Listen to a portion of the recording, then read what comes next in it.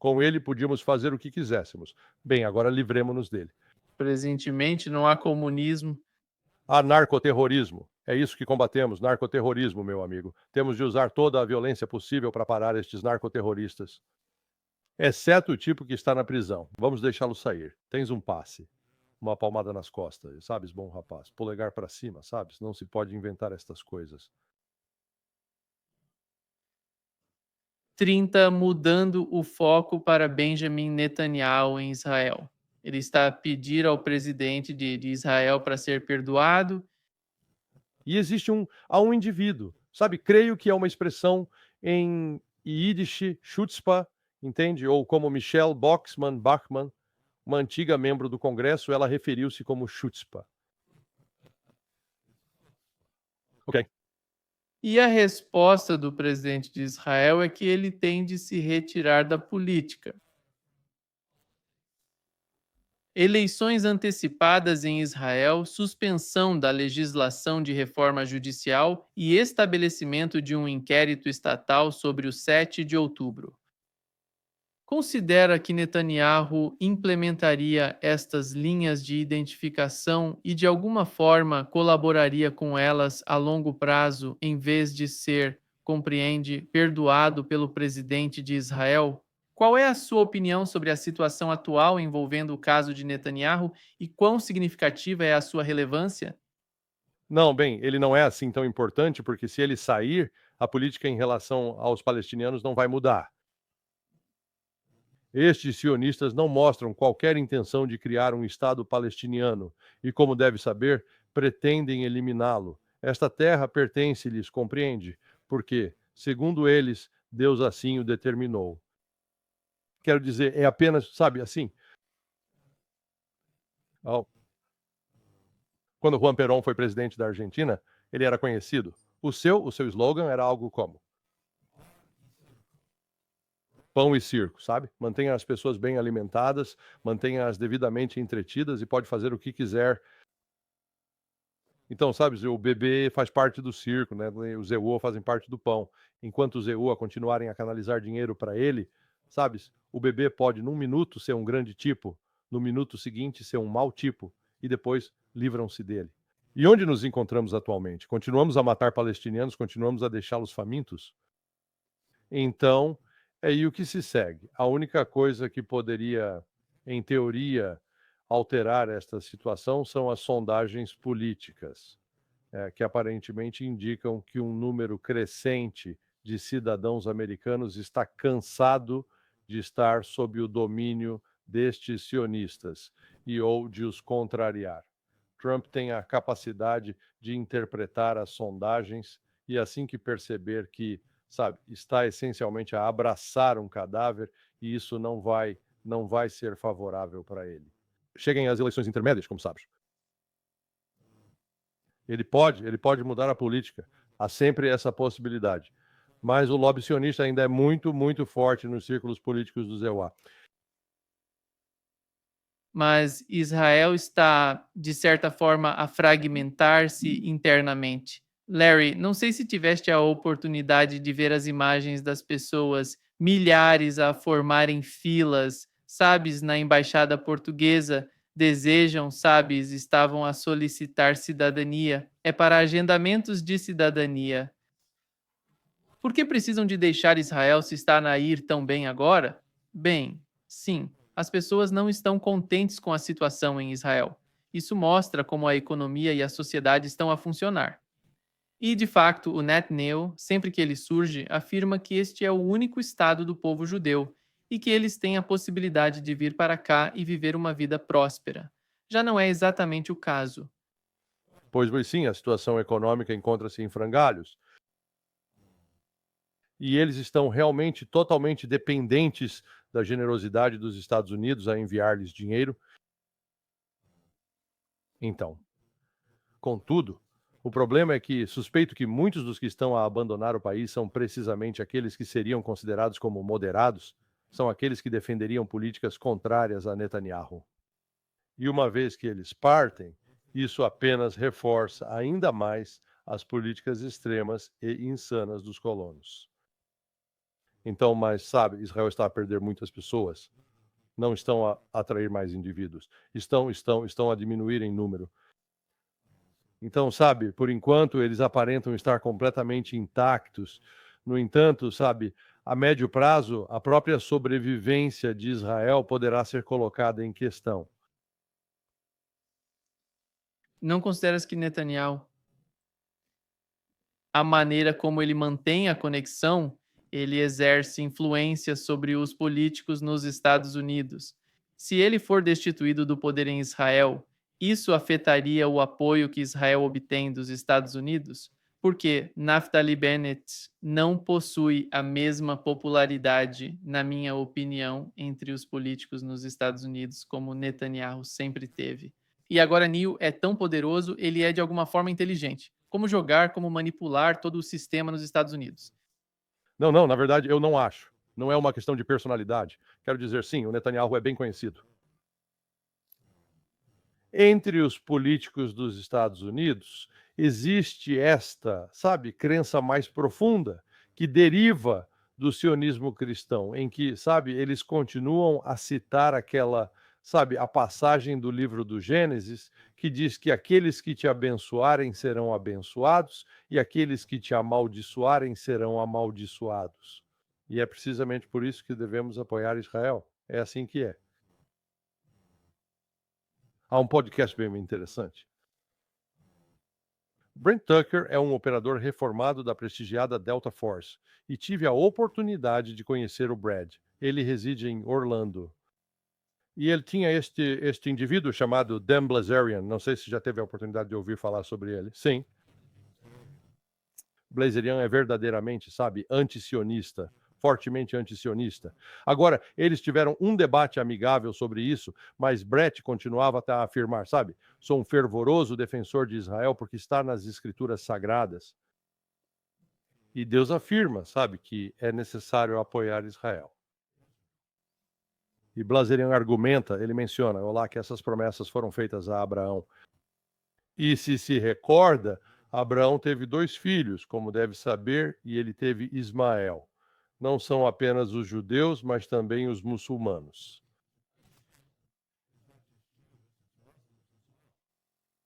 Certamente, mas, como mencionei anteriormente, utilizo o Brent como um exemplo. Ele é uma pessoa bastante inteligente e tem estado presente por aí, contudo.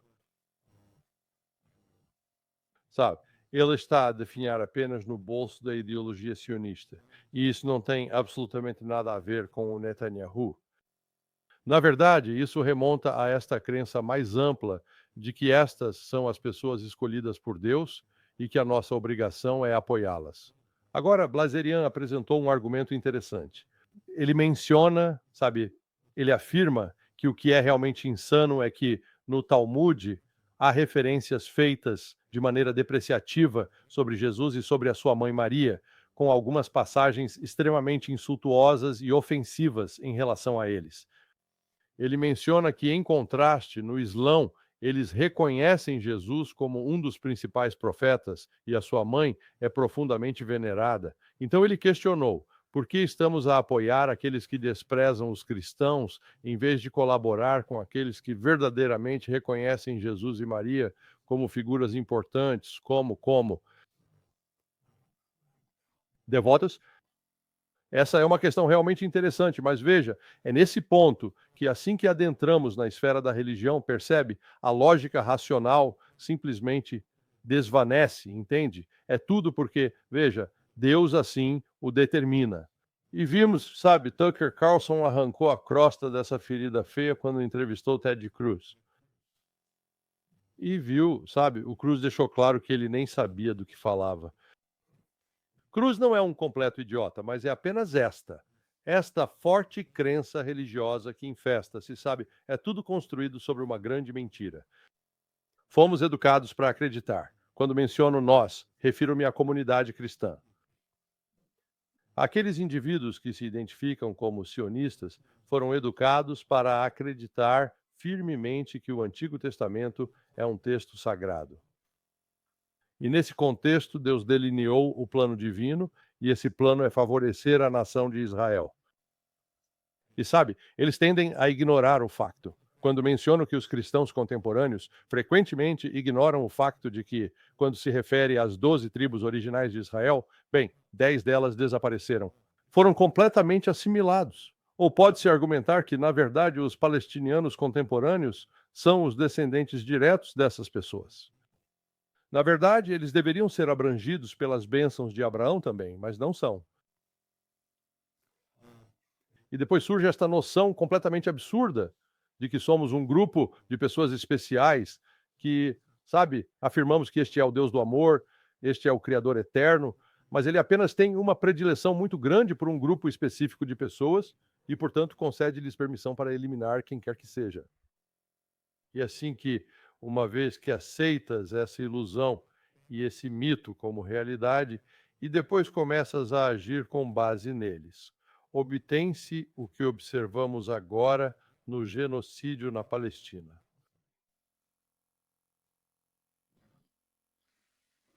Larry, o lado negro do que aconteceu na Síria foi o governo que chegou ao poder, sabe? Al-Jawa e HTS e essas pessoas que estão no poder na Síria. Mas, por outro lado, vemos que a Turquia está a sentir a ameaça de Israel e está a aproximar-se do Irão e tiveram uma reunião, sabe-se Israel, não apenas a Turquia, o Irão, a Turquia e a Arábia Saudita.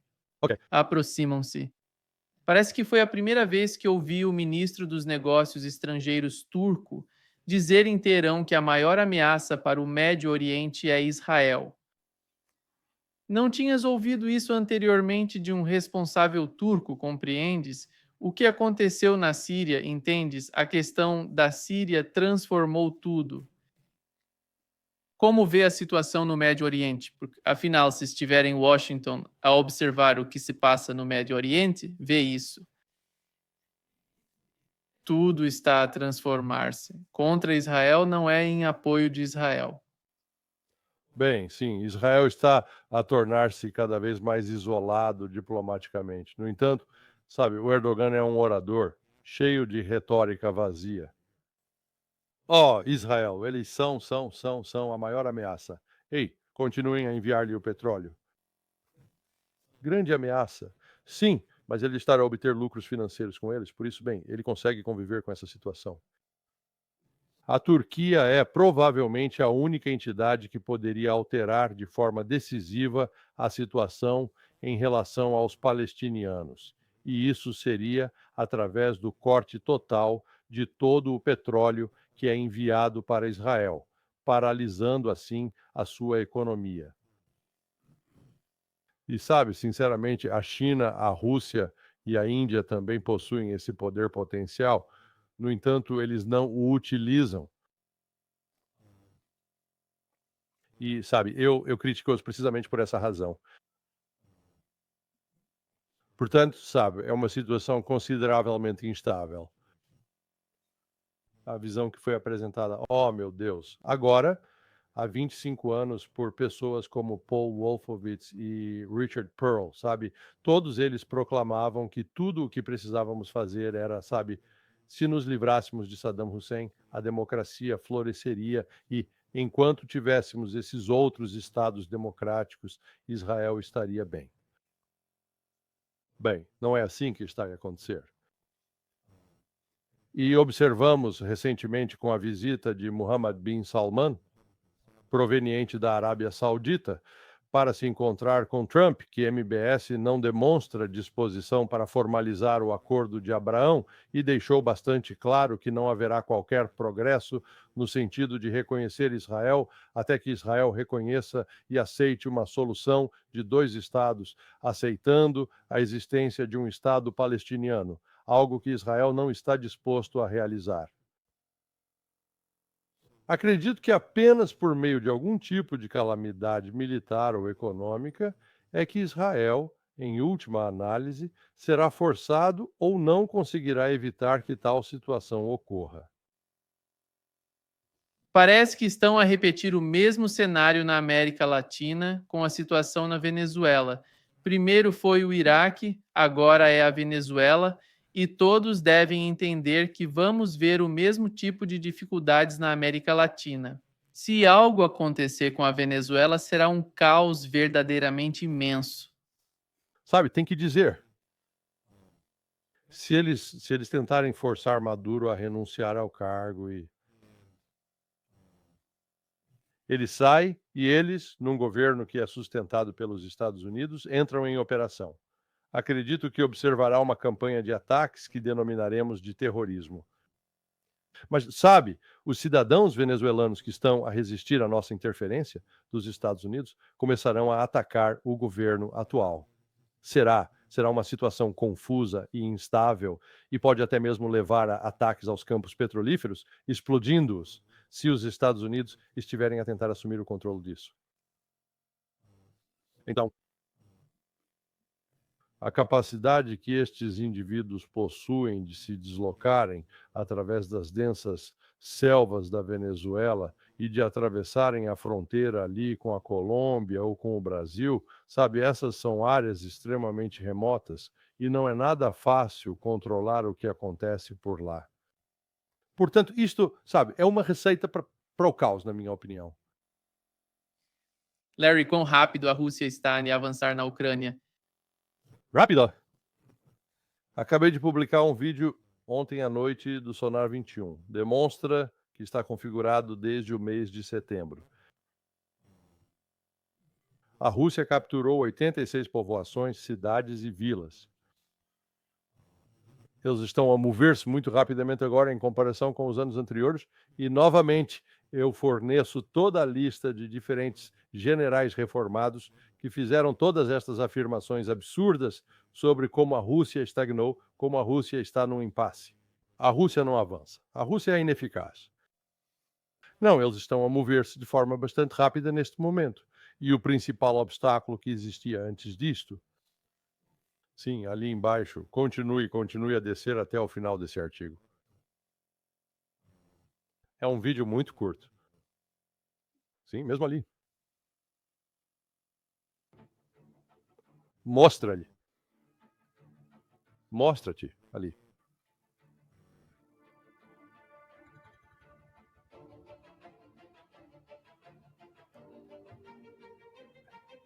Vê o diferente território que está a ser tomado?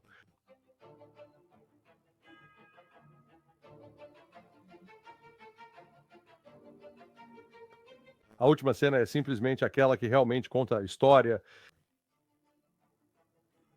Ali está Pokrovsk e Mirnograd. Acho que isto é Kramatorsk.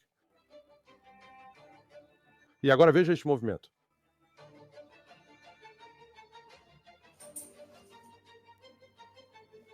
Sim, então, 86. Portanto, a Rússia está agora a progredir de maneira significativamente mais acelerada. E eles têm feito algumas coisas, sabe, até este ponto, a Rússia tem, de certa forma, limitado. Novamente, é por isso que é chamado de operação militar especial e não de guerra. Se fosse uma guerra, teriam encerrado completamente todos os portos no Mar Negro, compreende?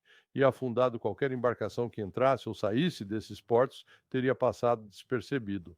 Isso é o que dizem, porque é uma guerra, mas não é uma guerra, é uma operação militar especial. Desta forma, a Rússia prosseguiu a autorizar algum, digamos, tráfego marítimo regular para dentro e fora dos portos ucranianos à luz deste recente ataque a 2. Petroleiros que alegadamente estão a transportar petróleo para fora do território russo. Este ataque foi feito pelos ucranianos com apoio britânico, pelo menos é o que a Rússia afirma. Podemos observar a Rússia, neste momento, a afirmar: ok, vamos encerrar esses portos. A Rússia já se encontra suficientemente próxima, considerando que controla algumas localizações na margem oriental do rio Dnieper, podendo assim encerrar, ou seja, bloquear quaisquer barcaças e navios que navegam por esse rio em direção ao Mar Negro e além. E aproximadamente 60% da economia da Ucrânia depende de forma significativa do movimento ao longo desse rio.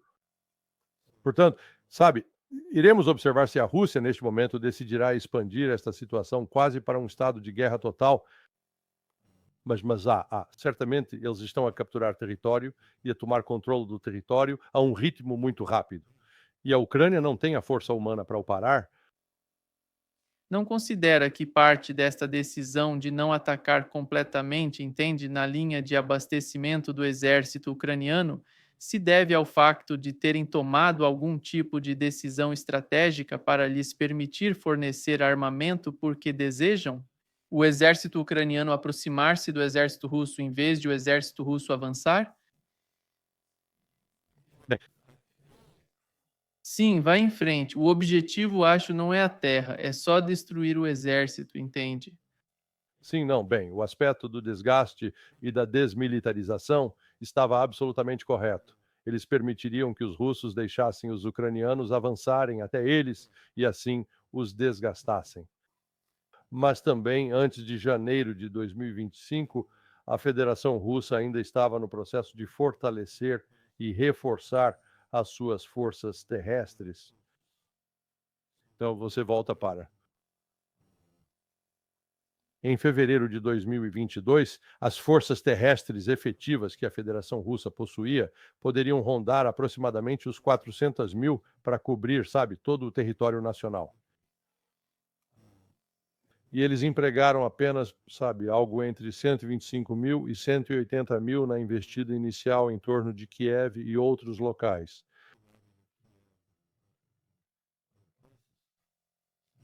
E foi apenas em setembro de 2022 que os russos perceberam: certo, agora temos de transformar isto numa operação mais militar. Foi então que começaram a mobilizar a primeira mobilização. Mas quando mobiliza pessoas, não basta, sabe, vesti-las com um uniforme e enviá-las para a frente. Elas precisam passar por treino. E assim, se eu mobilizar em setembro e, sabe, tiver de passar por um período de 6 meses de treino. Portanto, faça as contas. Vai de setembro, outubro, novembro, dezembro, janeiro e fevereiro. Então, não chega à linha principal até março.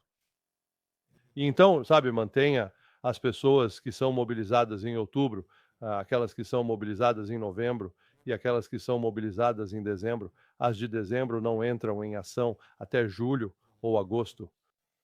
Assim, gradualmente está a construir essa força. E eu defendo que essa é uma das razões pelas quais, no início, se observou a Rússia a realizar operações mais limitadas. Sabe, o ataque a Mariupol, que era um alvo extremamente crítico para os russos, capturado em maio de 2022, não foi seguido imediatamente pela conquista de outras áreas, novamente devido à limitação de efetivos. Foi no ano de 2023 que, como é do seu conhecimento, a Batalha de Bakhmut foi travada. Houve outros confrontos de menor escala, como é do seu conhecimento, mas esse foi o principal, o foco central. Posteriormente, no ano de 2024, foi a vez de Avdiivka, mas atualmente estamos no ano de 2025. Nos últimos 3 meses, eles avançaram através de 386 povoações, vilas e cidades, algumas pequenas, enquanto outras são significativamente grandes. E, sabe, ainda tem Severodonetsk na lista de objetivos estratégicos e Leman também na lista de objetivos prioritários. As probabilidades são consideravelmente elevadas de que a Rússia possa, sabe, ter obtido controle total de Donetsk e ter expulsado todos os cidadãos ucranianos até o final de dezembro. Sabe, isso é uma espécie de cronograma otimista, mas provavelmente teriam tudo garantido até março. A Ucrânia não possui opções favoráveis nesta situação. E ainda assim, isto é tão reminiscentemente de como, sabe, se recuarmos no tempo e observarmos a mentalidade dos alemães no final da Segunda Guerra Mundial. A liderança alemã estava profundamente imersa em um pensamento bastante ilusório e, mesmo assim, conseguiu causar danos significativos aos soviéticos, mas isso não modificou o resultado final da guerra. Eles ainda estavam, que iam perder. Era apenas uma questão de como iam perder. E então, sabe, a Ucrânia, neste momento, encontra-se em um grande tumulto, com o escândalo de corrupção a pairar sobre ela e é militarmente incapaz de, sabe, repelir as forças russas. Ainda assim, muitos no Ocidente estão financeiramente envolvidos nisto. mas estão a cometer atos terroristas agora, estão a fazer tudo, sabe? Não sei como a Rússia poderia controlar isso, é difícil controlar. Bem, não, é difícil, mas na verdade a Rússia já o fez antes. Lembre-se, a guerra da Chechênia foi, como sabe, uma combinação de atos terroristas e ataques a objetivos militares. Demorou. Demorou uma década para os russos conseguirem controlá-la, mas eventualmente conseguiram. E há um vídeo excelente que assisti ontem à noite sobre a visita de Putin à Chechênia e, como deve saber, porque é uma república predominantemente muçulmana na Rússia e simplesmente foi, sabe, percebe-se como a recuperação ocorreu, sabe, 20 anos desde que a guerra terminou, ou creio que 2010, então 15 anos. Mas, como deve saber, a Rússia, como já mencionado, a Rússia já esteve presente nessa situação e já passou por isso. Eles têm conhecimento de como lidar, por assim dizer, com a perspectiva do contra-terrorismo. E eles reconhecem, sim, poderiam estar a lutar numa guerra de guerrilha e poderia haver uma guerra de insurgência. Eles já o fizeram anteriormente. A vantagem, mais uma vez, a vantagem que possuem em relação à Ucrânia é que, sim, pode haver alguns apoiantes ucranianos, chamemos-lhes dessa forma, mas a Rússia não necessita de aprender a falar línguas como urdu, pashto ou árabe. Sim, é russo a comunicar em russo ou ucraniano, compreende? É a mesma cultura. Então, sabe, é uma daquelas coisas que a Rússia pode enfrentar e eu acho que eles já tiveram a experiência de lidar com isso antes. Quem está a treinar o exército ucraniano, as novas tropas que chegam à Ucrânia e aquelas pessoas que foram raptadas das ruas em Kiev ou principalmente na parte oriental da Ucrânia? Quem os está a treinar? O treino é maioritariamente feito na Ucrânia ou fora da Ucrânia, talvez na Polônia, Romênia e nesses centros? Bem, não existe, não há muito treino. Esse é o ponto número um. Ponto número 2: qualquer tipo de formação que ocorra dentro do território da Ucrânia é extremamente arriscada. É mais provável que eles estejam a ser transportados para fora do território nacional, principalmente para a Polônia e Romênia. Sabe, antes iam para lugares como a França, mas acho que, por logística, tentarão mantê-lo mais perto da Ucrânia. Mas eu sinceramente não acredito, sabe? Este é um dos desafios consideráveis que o exército ucraniano enfrenta atualmente. Eles não têm o privilégio do tempo para